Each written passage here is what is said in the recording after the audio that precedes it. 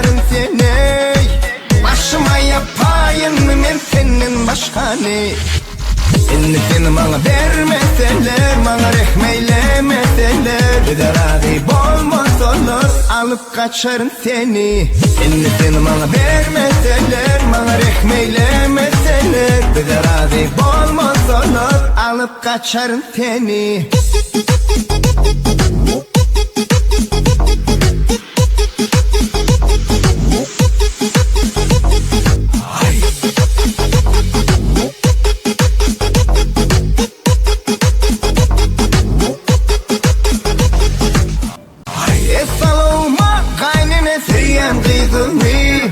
Ençe yıl veri çekip görün on nezini. Bana verecek belli yermişsin sen bak o ne? Vermesen dinle benim şu diyecek sözümü. İnne onu bana vermesen ey, bana rehmeylemesen ey, razı olmasan ey, alıp kaçarın o ne? İnne onu bana vermesen ey, bana rehmeylemesen ey, razı olmasan ey, alıp kaçarın o ne?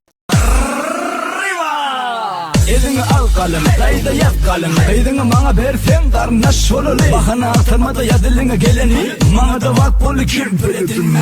Sana da vak bolu atıcığı değme. Kanan sana geçmek bilmez değil mi? Seninle kalemimi mümkünü demek. Alıp taşın bil ya da eten kımmat. Soy tutoli olala, soyumuzda dibeleten soynala. Akbata ver gel bize, düzinlik yiyor hem kaynını. Kaçalı kaçale, kaçalı kaçale, kaçalı kaçale, bu yerden uçale. İnni seni bana vermeseler, bana rehmeylemeseler, bir de razı olmasalar, alıp kaçarım seni. İnni seni bana vermeseler, bana rehmeylemeseler, bir de razı olmasalar, alıp kaçarım seni.